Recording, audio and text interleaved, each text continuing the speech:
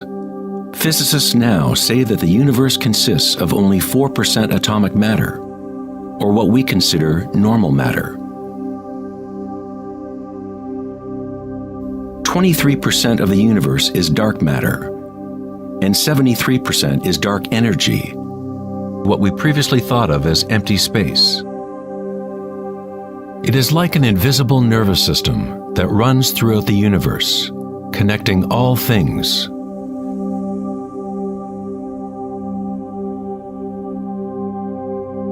The ancient Vedic teachers taught Nada Brahma, the universe is vibration. The vibratory field is at the root of all true spiritual experience and scientific investigation. It is the same field of energy that saints, Buddhas, yogis, mystics, priests, shamans, and seers have observed by looking within themselves.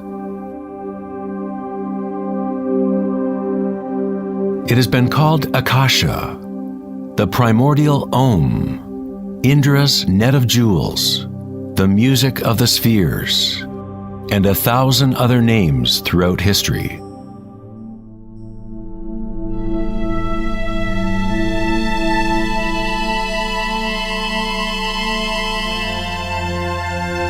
It is the common root of all religions.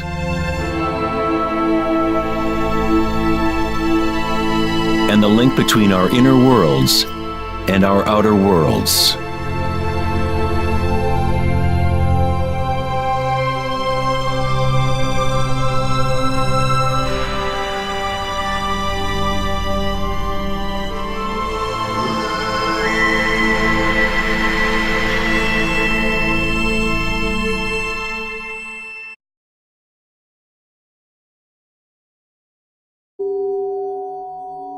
Observation is an act of creation through limitations inherent in thinking. We are creating the illusion of solidity, of things by labeling, by naming. The philosopher Kierkegaard said, "If you name me, you negate me." By giving me a name, a label, you negate all of the other things I could possibly be. You lock the particle into being a thing by pinning it down, naming it. But at the same time, you are creating it, defining it to exist. Creativity is our highest nature. With the creation of things comes time, which is what creates the illusion of solidity.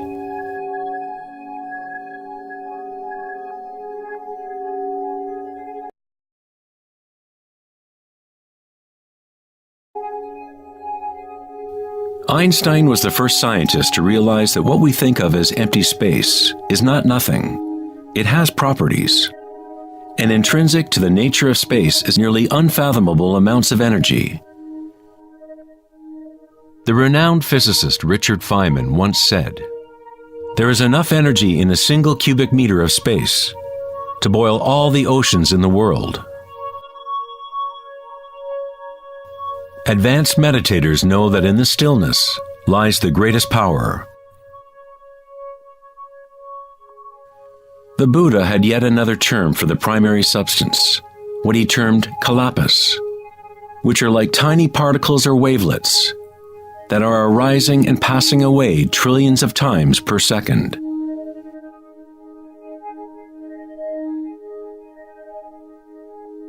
Reality is, in this sense, like a series of frames in a holographic film camera, moving quickly so as to create the illusion of continuity. When consciousness becomes perfectly still, the illusion is understood, because it is consciousness itself that drives the illusion.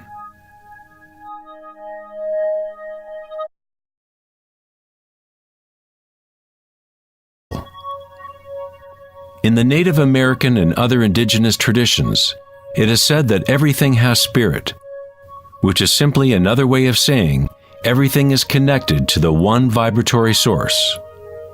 There is one consciousness, one field, one force that moves through all. This field is not happening around you, it is happening through you, and happening as you. You are the you in universe. You are the eyes through which creation sees itself.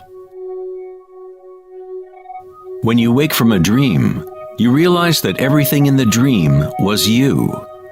You were creating it. So-called real life is no different. Everyone, everything is you. The one consciousness looking out of every eye. Under every rock.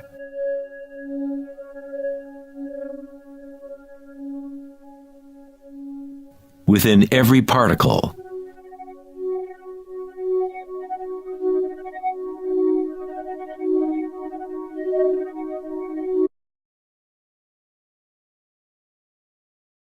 Science is approaching the threshold between consciousness and matter.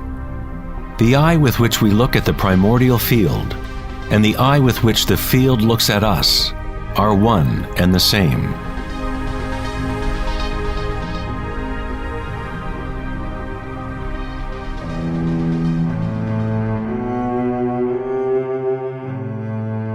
The German writer and luminary Wolfgang von Goethe said, "The wave is the primordial phenomenon which gave rise to the world." Cymatics is the study of visible sound. The word cymatics comes from the Greek root cyma, which means wave or vibration.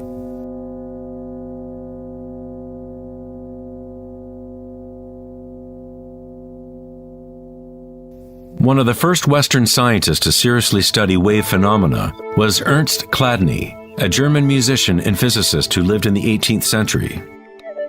Chladni discovered that when he spread sand on metal plates and then vibrated the plates with a violin bow, the sand arranged itself into patterns.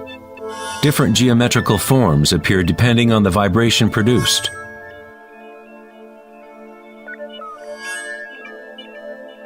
Chladni recorded an entire catalog of these shapes, and they are referred to as Chladni figures. Many of these patterns can be found throughout the natural world, such as the markings of the tortoise, or the spot patterns of a leopard.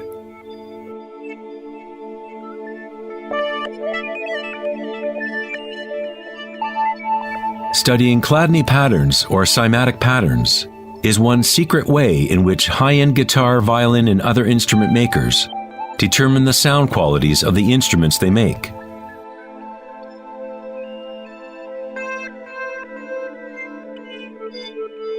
Hans Jenny expanded on Chladni's work in the 1960s. Using various fluids and electronic amplification to generate sound frequencies, and coined the term cymatics. If you run simple sine waves through a dish of water, you can see patterns in the water. Depending on the frequency of the wave, different ripple patterns will appear. The higher the frequency, the more complex the pattern. These forms are repeatable, not random.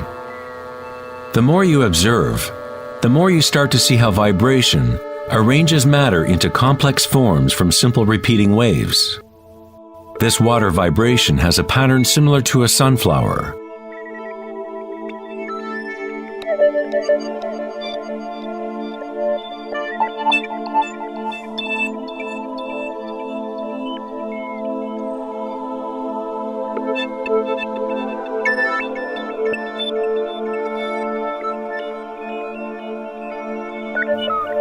Simply by changing the sound frequency, we get a different pattern.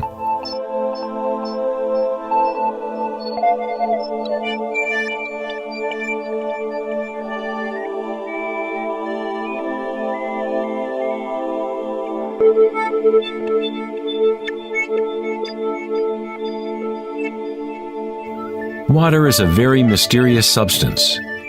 It is highly impressionable. That is, it can receive and hold on to vibration. Because of its high resonance capacity and sensitivity, and an inner readiness to resonate, the water responds instantaneously to all types of sonic waves. Vibrating water and earth make up the majority of mass in plants and animals. It is easy to observe how simple vibrations in water can create recognizable natural patterns. But as we add solids and increase the amplitude, things get even more interesting. Adding cornstarch to water, we get more complex phenomena.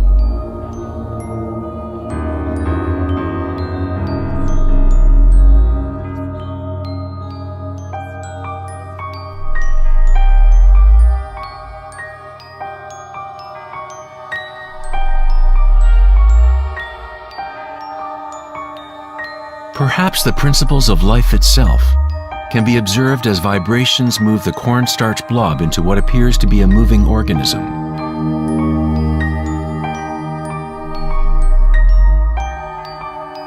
The animating principle of the universe is described in every major religion, using words that reflect the understanding of that time in history.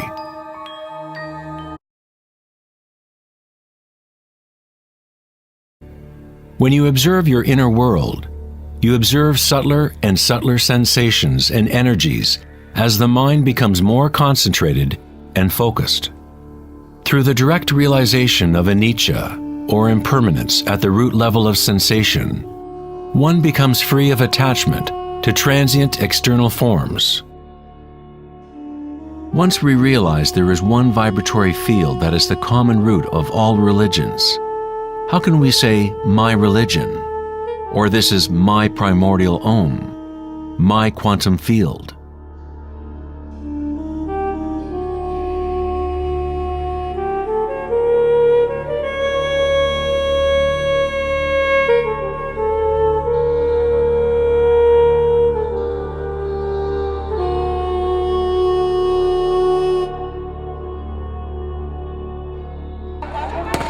The true crisis in our world is not social, political, or economic. Our crisis is a crisis of consciousness, an inability to directly experience our true nature, an inability to recognize this nature in everyone and in all things.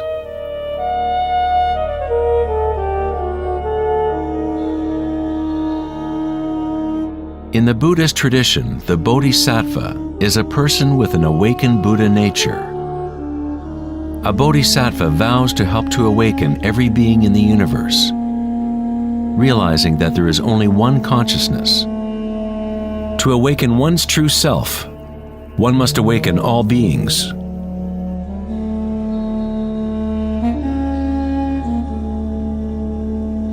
There are innumerable sentient beings in the universe. I vow to help them all to awaken. My imperfections are inexhaustible. I vow to overcome them all. The Dharma is unknowable. I vow to know it. The way of awakening is unattainable. I vow to attain it.